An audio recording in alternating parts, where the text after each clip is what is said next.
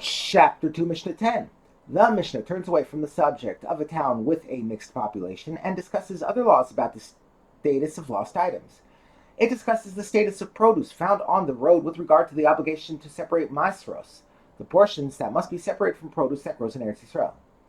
If someone found produce on the road, its status is determined as follows. If most of the people in the area bring their produce into their houses to eat it themselves, the produce is not yet liable to masros. It can be assumed that this produce is from the majority that is intended for personal use. Since this produce is on the road, we can assume that it was not yet brought into a house.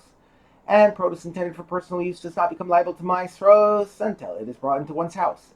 However, if most of the people in the area sell their produce in the market, the produce is liable to masros, because this produce was likely intended for sale, and produce intended for sale is liable to masros as soon as it is harvested. If half of the people in the area bring their produce into their homes to eat it, and half of them sell it in the market, it is a matter of doubt whether this produce was intended for sale or personal use.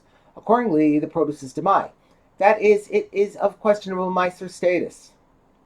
The Mishnah discusses a similar case where produce of Jews became mixed up with produce of idolaters. It cites a Tana who holds that produce grown by an idolater in Eretz Yisrael is obligated in maasros. However, idolaters do not separate maasros, and thus their produce is tevel, produce that has not yet been tithed. The Jewish-owned produce, though, is considered demai, produce that possibly had its maasros separated.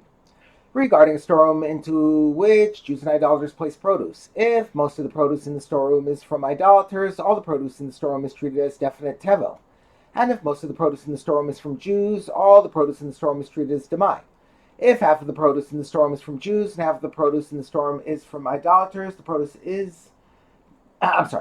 If half of the produce in the storeroom is from Jews and half of the produce in the storeroom is from idolaters, the produce of idolaters, from which Meiser was certainly not taken, is not cancelled out in the produce of Jews.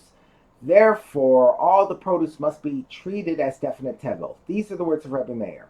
Another opinion, but the sages say, even if they, i.e. the people who put produce in the storeroom, are all idolaters, but a single Jew places produce in the room, all the produce in the storeroom is treated as demai, because it is mixed up with the produce of a Jew that is demai. However, if only idolaters put their produce in the room, it is all exempt from maasros, because according to the sages, produce of an idolater is not obligated in maasros.